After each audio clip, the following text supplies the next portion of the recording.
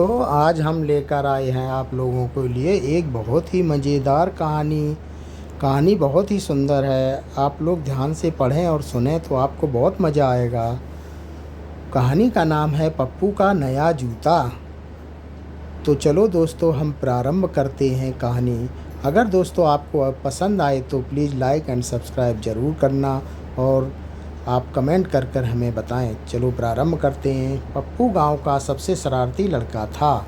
उसे छोटी छोटी चीज़ों से मस्ती करने का शौक़ था। एक दिन पप्पू के पिता ने उसे शहर भेजा ताकि वह स्कूल जाए और पढ़ाई लिखाई सीख सके।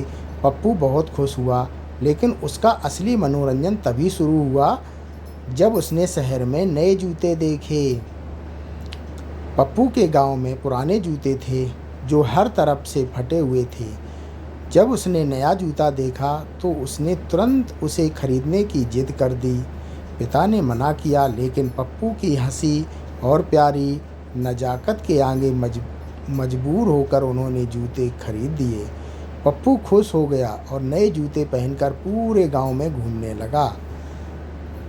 अगले दिन स्कूल में पप्पू ने जूते पहनकर हर किसी को चौंका दिया, लेकिन जूते 25 नंबर के थे और पप्पू के पैरों में 30 नंबर के जूते। परिणाम, पप्पू चलते चलते लगभग गिर ही गया। उसने खुद को संभालते हुए कहा, कोई बात नहीं, जूते नए हैं, इन्हें थोड़ा ढीला करना चाहिए। पूरे क्लास में हंसी का माहौल बन गया। पप्पू की असली मज़ेदार हरकत तब शुरू हुई जब उसने जूते पहनकर दौड़ने की कोशिश की। उसने सोचा कि अब वह सबसे तेज दौड़ेगा। जैसे ही उसने दौड़ शुरू की, उसका एक जूता पैर से निकल गया और पूरे मैदान में उड़कर बच्चों के बीच गिर गया। बच्चे चिल्ला उठे, जूते ने हमला कर दिया। पप्पू खुद भी हंस हंस कर लोटपोट हो गया। पप्पू ने फिर जूते पहन कर स्कूल में फ़ोटो खिंचवाई।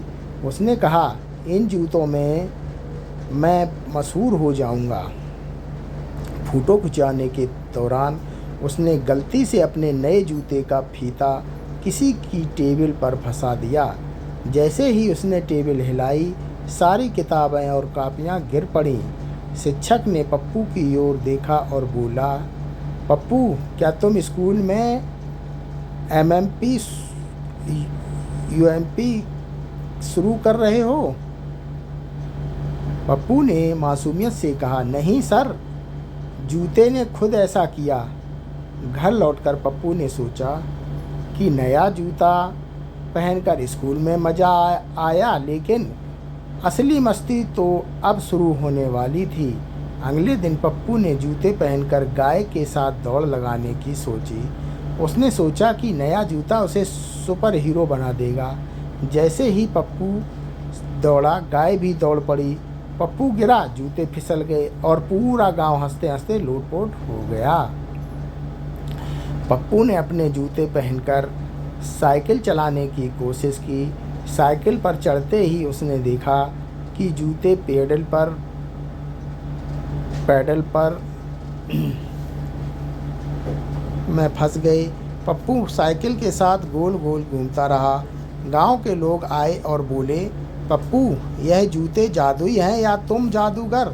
पप्पू बोला, नहीं अंकल, ये बस मुझसे दोस्ती कर रहे हैं। अब पप्पू ने सोचा कि जूते पहनकर वह स्कूल की टॉपर लड़की को इम्प्रेस करेगा। उसने जूते चमकाए, बाल सेट किए और क्लास में गया। लड़की ने जूते देखकर कहा, वाह पप्पू, नए जूते। पप्पू बोला, धन्यवाद, ये जूते ही मुझे पढ़ाई में सुपर बना देंगे। लड़की हंस पड़ी और पप्पू ने खुद भी समझ लिया कि जूते पहनकर स्मार्ट बनना कोई आसान काम नहीं है। एक दिन पप्पू ने जूते पहनकर खेल कूद में भाग लिया। उसने दौड़, लंबी कूद और फुटबॉल में हिस्सा लिया। हर खेल में पप्पू की जूतों ने नाटक किया। दौड़ते समय जूता उड़ गया, लंबी कूद में फिसल गया और फुटबॉल में गोल पोस्ट को टच कर दिया। लेकिन पप्पू ने कभी हार नहीं मानी। हर बार गिरकर भी वह उठता और हंसता हुआ कहता, जूतों की यही खासियत है, गांव वाले धीरे धीरे पप्पू और उसके जूतों के कारनामों के आदी हो गए। कोई भी इमरजेंसी या बोरियत हो, पप्पू और उसके नए जूते सबका मनोरंजन कर देते। लोग कहते, पप्पू का जूता गांव का हंसी का तड़का। समय बीतता गया और पप्पू ने अपने जूतों से बहुत कुछ सीखा। उसने जाना कि कई चीज़ें हमारे जीवन हमेशा मज़ेदार होती हैं, लेकिन उनका इस्तेमाल समझदारी से करना चाहिए। अब पप्पू जूते पहनकर सिर्फ खेलता नहीं, बल्कि दोस्तों को भी हंसाने में लगा रहता। और सबसे मज़ेदार बात, पप्पू के पुराने जूते अब उसके छोटे भाई के लिए फिट हो गए। छोटा भाई पहनकर हर दिन स्कूल जाता और पप्पू के जूतों के कारनामों को दोहराता। गांव में हंसी का सिलसिला कभी ख़त्म नहीं हुआ।